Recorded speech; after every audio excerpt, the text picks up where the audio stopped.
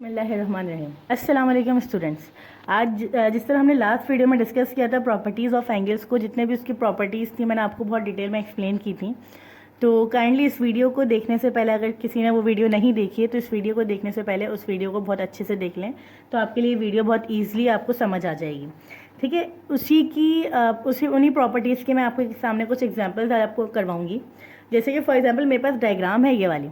ठीक है, इस डायग्राम में मैं आपसे बात करती हूँ कि मैंने आपको कहा है कि एंगल ए है, angle B, angle C, angle D, E, F, G, H. हमारे पास 8 एंगल्स हैं। ठीक है, हमें ये सारे एंगल्स कैलकुलेट करने हैं। Angle A, angle B, angle C and angle D. इसी तरीके से angle E, angle F, angle G and angle H. हमें ये सब कैलकुलेट करने हैं, जिसमें से हमें सिर्फ एंगल बी मालूम है। हमें दिया हुआ क्या है, गिवन क्या है, एंगल बी। अब इसके थ्रू हमें बाकी रिमेनिंग 7 एलिमेंट्स मालूम करने हैं, यानी कि कैलकुलेट करना है एंगल्स। वो किस तरीके से करेंगे, तो वैसे तो बहुत मुश्किल लग रहा होगा कि हम कैसे कैलकुलेट करते हुए चलेंगे, तो मैं आपको बहुत इजी तरीका, सबसे पहले याद रखिएगा, हमें दिया हुआ क्या है, सिर्फ एक एंगल जो बी है। अगर मैं इसके बराबर में ए एंगल देखूँ तो ए एंगल मेरे पास क्या है, एडजेसेंट एंगल है, ये सप्लीमेंट्री एंगल है।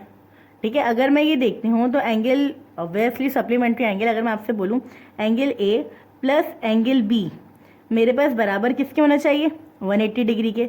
अब रीज़न क्या है इसका, मेरे पास इसका रीज़न क्या चलता आ रहा है, वो आ रहा है सप्लीमेंट्री एंगल। ठीक है, सप्लीमेंट्री एंगल्स। अब एंगल बी में से मुझे, अब यहाँ पे देखें आपके पास एंगल ए आपको नहीं पता तो आपने angle A as it is रखा। एंगल बी पता है तो आपने क्या किया, 180 में से आपने एंगल बी माइनस कर दिया, तो ये हो गया 140। तो आपको पता चल गया एंगल ए कितना है आपके पास, 180 में से 140 माइनस करेंगे तो आपका एंगल ए क्या आ गया, 40 डिग्री। ठीक है, इस तरीके से आपको एक एंगल तो यहाँ पता चल गया। अब हमने इसके यानी कि सप्लीमेंट्री एंगल हमने यहाँ पे एक प्रॉपर्टी लगा दी।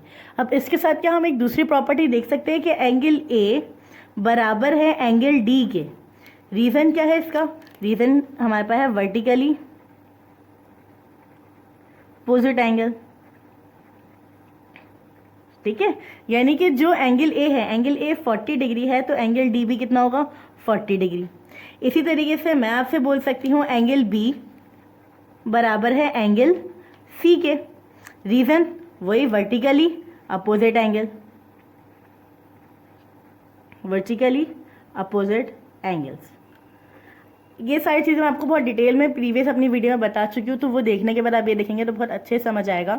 अब देखिए, आपको एंगल ए भी पता चल गया, एंगल बी भी पता चल गया, एंगल सी भी पता चल गया और एंगल डी भी पता चल गया। एंगल बी हमारे पास कितना था, 140 डिग्री, तो एंगल सी भी कितना हो जाएगा, 140 डिग्री।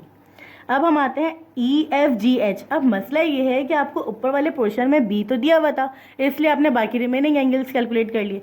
इनमें से तो चारों आपको दिए हुए ही नहीं है। तो अब हमारे पास कौन कौन सी प्रॉपर्टीज़ हैं, ऑल्टरनेट एंगल। ठीक है, उसके बाद हमारे पास कॉरस्पॉन्डिंग एंगल। अब इसमें आपकी मर्जी है, आप इसमें ऑल्टरनेट लगाएं या कॉरस्पॉन्डिंग लगाएं, बात एक ही है। ठीक है, अब अगर मैं आपसे कहूँ कि इस डायग्राम में देखें, इस डायग्राम में अगर मेरे पास यहाँ पे कोई एफ बन रहा है तो आप देख सकते हैं ये चीज़ आ रही है, ये आ रहे हैं दो पैरेलल लाइंस और इनको कट करने के लिए एक एफ आ रहा है। ठीक है, यानी कि एंगल डी बराबर किसके होगा, एंगल एच के। अब मैं यहाँ कह सकती हूँ आपसे एंगल डी मेरे पास बराबर है एंगल एच के। रीज़न ऑब्वियसली वही कॉरस्पॉन्डिंग जिससे हमने कैलकुलेट किया है, कॉरस्पॉन्डिंग एंगल्स, क्योंकि एफ बन रहा है ना, तो एंगल डी मेरे पास कितना था, एंगल डी हमने यहाँ पे कैलकुलेट किया था 40 डिग्री, तो एंगल एच भी कितना हो गया, 40 डिग्री। अब इसी तरीके से एंगल एच अगर 40 है तो एंगल ई कितना होगा, उसी के ऑल्टरनेट है। तो मैं क्या कहूँगी, एंगल एच बराबर किसके है, एंगल ई के। रीज़न इसमें भी वही रीज़न दूंगी कि ये क्या है, vertically opposite angle, vertically opposite angles. अच्छा, इसको आप और कैसे कैलकुलेट कर सकते थे, यहाँ से आप सी देख रहे हैं, ये सी यहाँ से कैलकुलेट किया है, ये आया, ये इंटीरियर एंगल बन रहा है सी और ई, तो सी प्लस ई करेंगे तो 180 के बराबर आएगा। एंगल सी आपके पास कितना था, 140 को 180 में से माइनस करेंगे, ई तब भी कितना आएगा, 40, तो आप उससे भी कैलकुलेट कर सकते हैं। ठीक है, ज़रूरी नहीं है सिर्फ एक ही प्रॉपर्टी लगाएं, आप इसके अंदर फर्दर और भी लगा सकते हैं। नहीं तो यहाँ पे सी मेरे पास है, आप इससे जेड बना सकते हैं, आपके पास बहुत सारी चीज़ें हैं। अब यहाँ पे डी और एफ के लिए एक इंटीरियर प्रॉपर्टी भी मैं आपको करवाती हूँ। मैं अगर आपसे कहूँ मेरे पास एंगल एच, चले पहले ही कंप्लीट करते हैं, एंगल एच 40 है तो एंगल ई भी कितना हो जाएगा 40 डिग्री। ठीक है, अब मैं आपको करवा रही हूँ इंटीरियर एंगल की प्रॉपर्टी। मैंने आपसे कहा angle D plus angle F बराबर किसके है 180 डिग्री। अब इसका रीज़न मेरे पास क्या था, इंटीरियर एंगल। अच्छा एक और चीज़, इसमें शेप मैंने आपसे क्या कहा था सी, तो आप गौर से देखिए ये लाइन आ रही है, ये लाइन आ रही है और इसको ट्रांसवर्सल लाइन कट करिए तो ये आ गया सी। ठीक है, अब इस सी में अब आप देख सकते हैं angle D plus angle F करूंगी 180। एंगल डी आपको मालूम है एंगल डी कितना था 40, लेकिन एंगल एफ आपको नहीं पता था और ये आ गया 180 डिग्री। एंगल एफ अकेला छोड़ेंगे 180, ये रहा अपनी जगह, 40 यहाँ प्लस था, इधर आके क्या हो जाएगा माइनस, तो एंगल एफ भी आपके पास कितना आ गया 140 डिग्री। अब देखिए मैंने आपसे क्या कहा था, आप यहाँ से ऑल्टरनेट से भी कैलकुलेट कर सकते हैं कि जो सी होगा वही एफ होगा, तो जो सी था वही एफ आ गया, ये क्या हो गया हमारा ऑल्टरनेट एंगल से कैलकुलेट। अब जो एफ है वही जी होगा, ठीक है, क्यों, क्योंकि ऑल्टरनेट वर्टिकली अपोजिट एंगल, तो मैंने कहा एंगल एफ बराबर है एंगल जी के, और उसका रीज़न मेरे पास क्या आया, वर्टिकली अपोजिट एंगल्स। ठीक है, तो एंगल एफ मेरे पास कितना था 140 डिग्री, तो एंगल जी भी कितना हो जाएगा 140 डिग्री। तो अब आप यहाँ पे देख सकते हैं कि हमने किस तरीके से कितनी जल्दी से ट्रिकली हमने सारे एंगल्स कैलकुलेट कर लिए। जितनी अच्छी आपकी प्रैक्टिस होगी, जितना अच्छा आप इसमें ग्रिप हासिल करेंगे, उतनी ही ट्रिकली आप बहुत जल्दी फिंगर टिप पे आप इनके एंगल्स कैलकुलेट करके दे सकते हैं। यानी कि कैम्ब्रिज लेवल पे ज़्यादा इनकी वर्कशीट्स दी जाती हैं, इनके एमसीक्यूज बेस्ड क्वेश्चन होते हैं तो ओ लेवल्स वगैरह में, तो उसमें आपको फिर टाइम वेस्ट करने की ज़रूरत नहीं पड़ेगी, आप फिंगर टिप पे ही कैलकुलेट कर सकते हैं। तो अब आप देखते हैं, अब हम डिस्कस करेंगे आज की लास्ट एग्जांपल।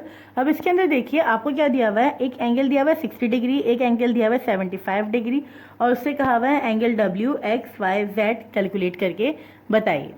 ठीक है, अब जरा सबसे पहले तो आपको गौर क्या करना है कि क्या यहाँ पे दो पैरेलल लाइन दी हुई हैं, बिल्कुल दी हुई हैं, क्या ट्रांसवर्सल लाइन है।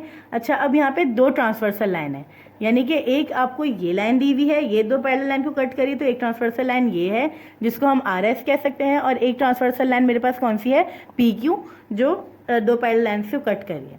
ठीक है, अब इससे कैलकुलेट करते हुए चलना है, तो कैसे करते हुए चलेंगे, सबसे ईजी हमारे पास क्या है, अब यहाँ पर आप सबसे पहले ये देख सकते हैं कि 75 है।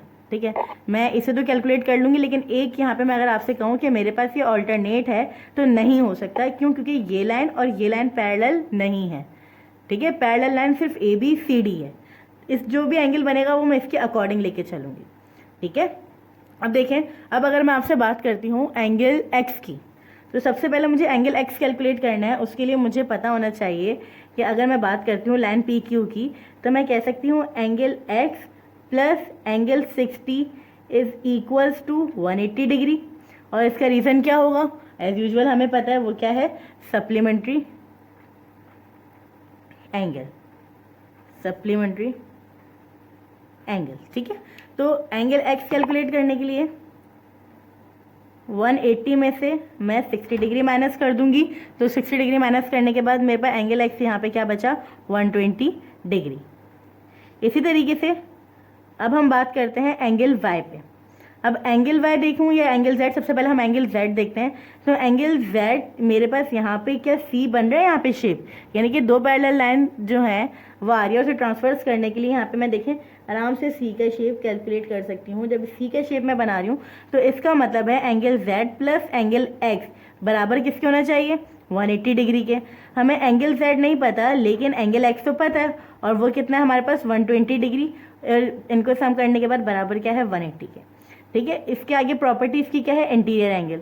साथ साथ प्रॉपर्टीज़ इसलिए लिख रही हूँ ताकि आपको कोई कन्फ्यूजन ना हो, और जब आप लोग भी करें तो साथ साथ इसके अगर यानी कि डिटेल क्वेश्चन में आपके पास आते हैं तो इसकी प्रॉपर्टी साथ साथ लिखते जाइएगा। ठीक है, एंगल जेड मैंने कैलकुलेट किया है, तो इसमें से 180 डिग्री माइनस 120 डिग्री, तो एंगल जेड मेरे पास कितना आ गया 60 डिग्री। ठीक है, यहाँ पे मैंने एंगल जेड भी कैलकुलेट कर दिया। अब बात आ रही है एंगल y और एंगल w की। तो क्या मैं यहाँ पे कोई z बना सकती हूँ? नहीं। यहाँ पे कोई और एंगल अप्लाई कर सकती हूँ? नहीं। लेकिन जब अगर मैं एंगल y कैलकुलेट कर लूँगी तो एंगल w पे मेरे पास क्या कॉरस्पॉन्डिंग प्रॉपर्टी लग सकती है, ठीक है। या फर्दर आप और भी एग्जाम्पल देख सकते हैं। यहाँ पे अगर आप सिर्फ इस शेप को इस तरीके से देखें, यहाँ पे मैं हाथ रख रही हूँ, तो ये दो चीज़ें, लेकिन ये पैरेलल लाइन्स नहीं है, ठीक है। अगर मैं angle x plus angle y is 180 कर दूँ तो मेरे पास ये पैरेलल लाइन नहीं है, तो मैं ये नहीं कर सकती। मुझे लाजमी देखना पड़ेगा कि दो पैरेलल लाइन्स को कट करने वाली ट्रांसवर्सल लाइन हो, तभी वहाँ पे कोई एंगल यानी कि कोई अल्फ़ाबेट फॉर्म होगा। तो सब पे मुझे एंगल y भी कैलकुलेट करना पड़ेगा, और एंगल y किस तरीके से करूँगी? वही angle y plus angle 75 degree is equals to 180 degree, और यहाँ पे भी प्रॉपर्टी मेरे पास क्या हो जाएगी? सप्लीमेंट्री एंगल, सप्लीमेंट्री एंगल्स, ठीक है। अब क्या होगा यहाँ पे? एंगल y अपनी जगह is equals to 180 degree minus 75 degree, तो माइनस करने के बाद एंगल y मेरे पास कितना आ गया? 105 डिग्री, ठीक है। अब मुझे क्या कैलकुलेट करना है? Angle w। अब यहाँ पे देखिए दो पैरेलल लाइन्स हैं, यानी कि अब मैं शेप बता रही हूँ आपको। ये मेरे पास f के लिए ये स्ट्रेट लाइन आई, सॉरी लाइन थोड़ी टेढ़ी हो गई, और ये दो चीज़ें, तो ये और एंगल w।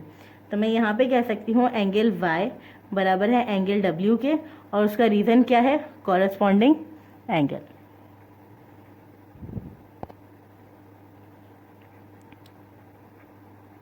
कॉरस्पॉन्डिंग एंगल्स, ठीक है। तो एंगल y भी कितना है? 105 डिग्री, तो एंगल w भी कितना हो जाएगा? 105 डिग्री। होप सो अब आपको सारी प्रॉपर्टीज़ ऑफ एंगल बहुत डिटेल में समझ आई होगी। इंशाल्लाह मिलते हैं अपनी नेक्स्ट वीडियो में, तब तक अल्लाह हाफिज़, टेक केयर।